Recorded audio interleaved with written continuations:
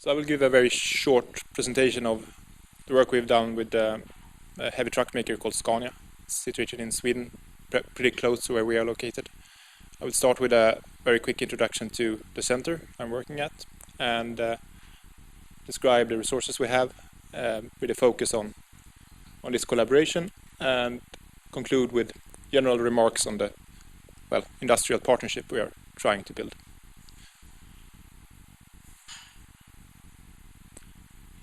Okay, so this is what PDC offers or tries to offer. So it's primarily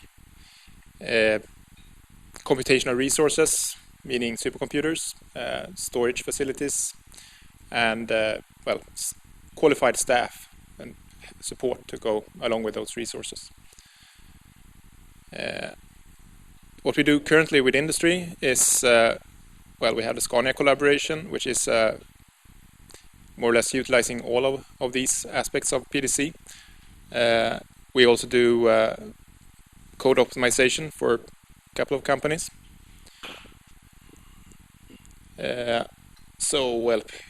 PGS is an oil and gas company. It's pretty well known.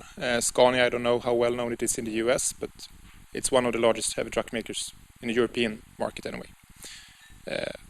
Sandvik is a pretty large tools company, basically. Our main current resource is Cray XC40. It's still, I hope, one of the largest systems in the Nordics.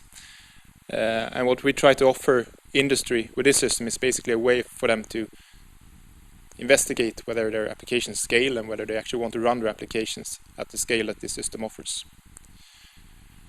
We also maintain a pre- and post-processing cluster that basically takes care of the data coming in and out of this larger system, Beskov.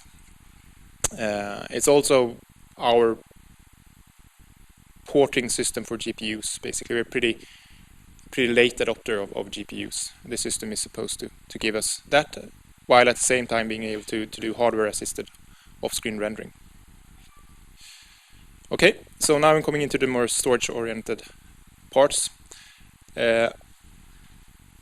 With the installation of the main resource Beskov, we also bought a new high-performance file system, and the contract was awarded to DDN. We tried to build this so that it would work as a site-wide high-performance file system without compromising performance to the main computational facilities, computational resources.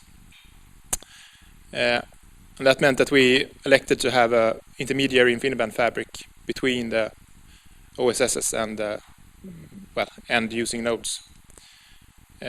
So far, it's worked pretty well. We see very little impact of this middle layer since it's mostly bandwidth bound problems anyway. And what we also wanted to achieve with this middle layer InfiniBand is basically using properties that was built into the InfiniBand standard pretty early, and that's a very hard and pretty secure partitioning mechanism that can be, at least the standards say that it should not be able to be changed from the server side of the HCA. Okay, so this slide basically shows what we try to offer to generally industry partners, and we use the Scania case, which is the one I'm going to go into more depth about, as a kind of flagship case. But in reality, they are a very special relationship with KTH as such. Our hosting university has had a relationship with them for 20-25 years, and the relationship we as a center have with them has been built up during 4 or 5 years, and in the latest round of funding they contributed about 10% to the system. But we also try to have a lower entrance threshold collaborative path for smaller companies, for instance, or companies that are more new to us. But for them, we are currently trying to build a Scania was easy in the sense that we could actually buy their things and say this is now Scania's thing. But if you are a smaller company, for instance, you may not be able to afford that, and you have to use the sharing that our other users are also using, sharing the file systems and so on, but without compromising security so much. Okay, so Scania partnership then.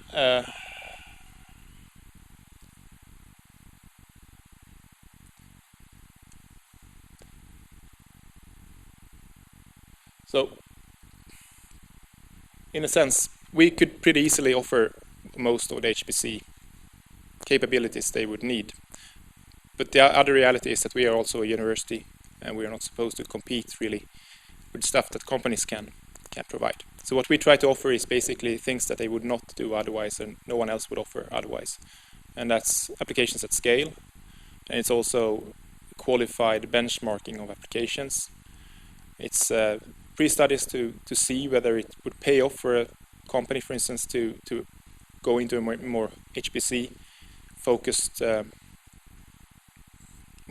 usage pattern of the computational resources.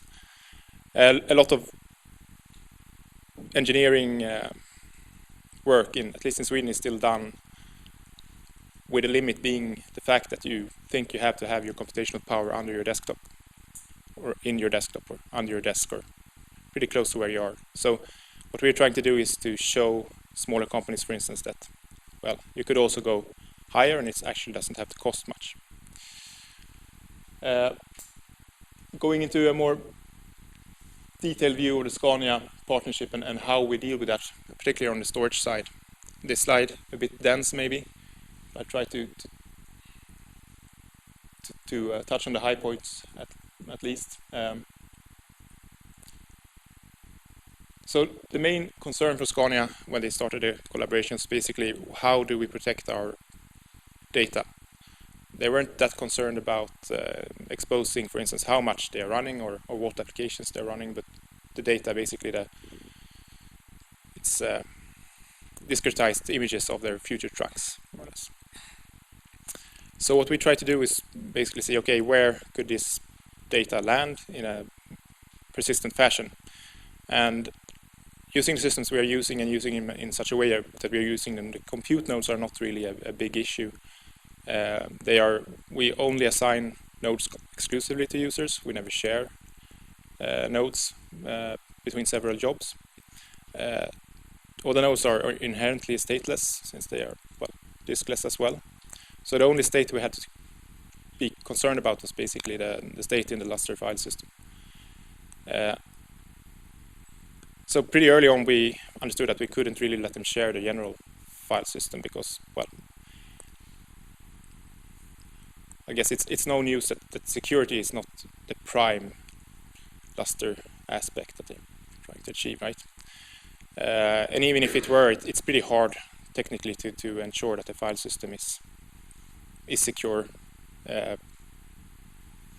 So what we try to do instead is basically saying, okay, we use the properties of InfiniBand to try to cordon off a section of the fabric assigned to the nodes that they are running.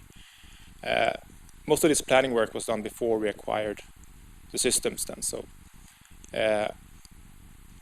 some of the properties carries less or less well into other interconnects, but for a pure InfiniBand case, this would have been kind of a containment bubble that could stretch into between the OSSs and into the computational resources as well.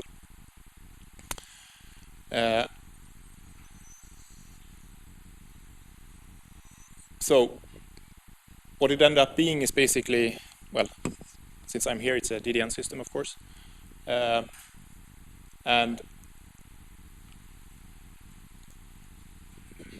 so some things are easy. We use self-encrypting drives. We use what I think DDN calls black hole warranty. Basically, we never send any disks back with any content on them, or we just don't send them back at all, basically.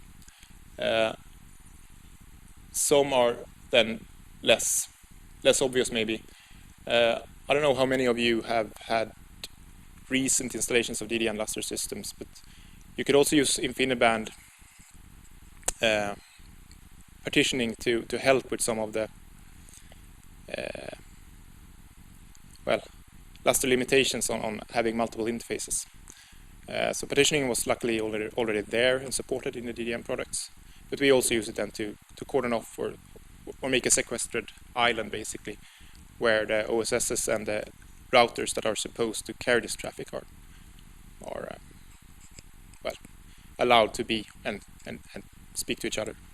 And as I said, this can be viewed in some ways as a VLAN, but it's much more strongly enforced, and it's by standards not supposed to be able to be changed from the server side, which makes a difference. Okay, so that was basically my presentation. Is there any questions? Yeah. That's the description of the service level on the DDN part list, but so I don't know if it's an established term or not. Basically, it means that we never send the disks back, even if they're faulty. We keep them and destroy them on site. I don't know if there's an established term for that or not, but this is what I saw in the part list. Actually, we send them to Scania and they destroy them. Actually, it's also important for us that they actually own the disks, where they don't own anything else. They only own the usage of them, but the disk they own, because there should be no discussions of who actually owns it. Okay, thank you.